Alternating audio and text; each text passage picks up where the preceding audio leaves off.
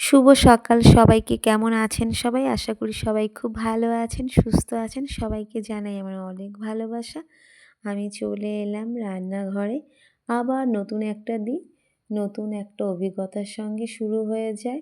নতুন লড়াই আর যুদ্ধের সঙ্গে। তো জানি না, সকাল সকাল চলে এলাম রান্নাঘরে। আজকে রান্না করব। অনেক দিন পরে মাটির হাঁড়িতে রান্না করছি। অনেক দিন থেকে করতে ইচ্ছা করছে, কিন্তু ইচ্ছে করলে সঙ্গে সঙ্গে হয় না। এগুলোকে আবার গরম জল দিয়ে সব ধুলাম, ধুয়ে টুয়ে বিচুলি যেহেতু ছিল না, তো সুপুরি গাছের যে শুকনো পাতা, ওই পাতা ছিঁড়ে আর গরম জল দিয়ে ওটাকে ধুয়ে নিলাম ভালো করে। তো এখন রান্না করব। আর ডিমগুলোকে রেখে নিয়েছি, যেহেতু ডিমের টেড়ে আর ধরছে না পুরো ডিমটা। আর আমার মাটি জিনিসে কিছু রাখতে আমার খুব ভালো লাগে, তো যার জন্য আজকে এটার মধ্যেই ডিমগুলোকে রাখলাম। আজকে আমি রান্না করব পুঁই শাক আর মূলো, কুমড়ো, শিম আর হলো বটবডি সব কিছু দিয়ে একটা নিরামিষ তরকারি। তো মাটির হাঁড়িতেই তরকারিটা আজকে বসিয়ে নেব। আর করব রুই মাছ। তো জ্যান্ত রুই মাছই ছিল, টাটকা। তো সেটাই রান্না করব কাঁচা টমেটো আর আলু দিয়ে। তো হাঁড়িতে আমি আগে এগুলোকে বসিয়ে দিচ্ছি। যেহেতু এটা আমার ছোটো হাঁড়ি, বেশি বড় নয়, যার জন্য কিছুটা দিয়ে সিদ্ধ করে তারপরে পুরোটা দিলাম না। তো এখন আমি এটায় লবণ দিয়ে আর জল দিয়ে এটাকে বসিয়ে দেব। আর রান্না করে নেব মাছ। তো আমাদের আবার একটা নতুন দিন, নতুন অভিজ্ঞতার সঙ্গে শুরু হয়ে যায়। নিজেকে সুস্থ করতে আর পরিবারকে ভালো রাখতে চাইলে একা থাকো, নীরব থাকো, আর কাজকর্মে জবাব দিতে হবে লোককে। লোকে কি বলবে? এত চুপ কেন থাকো? কি হয়েছে? কারোর সঙ্গে মেশো না কেন?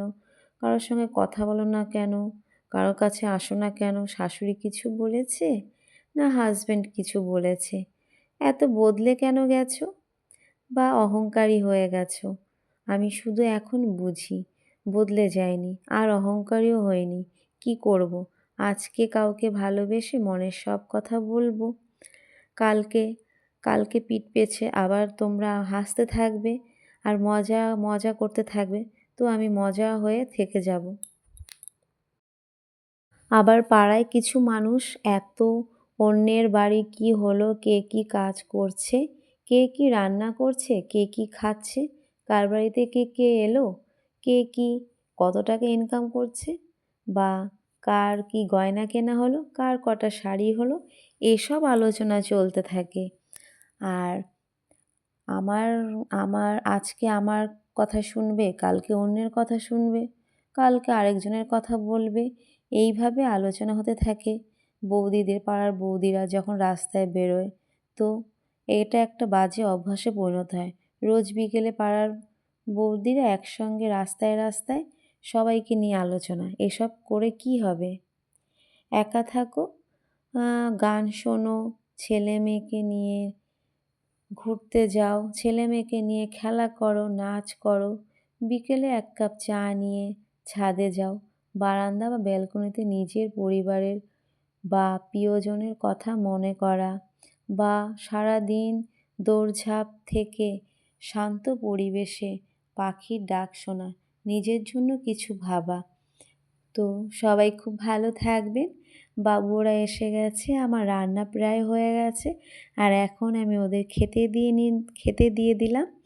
তো আজকের ভিডিওটা এই পর্যন্ত। আবার দেখা হবে আগামীকাল। ততদিন সবাই সুস্থ থাকবেন, ভালো থাকবেন। সবাইকে জানাই আমার অনেক ভালোবাসা।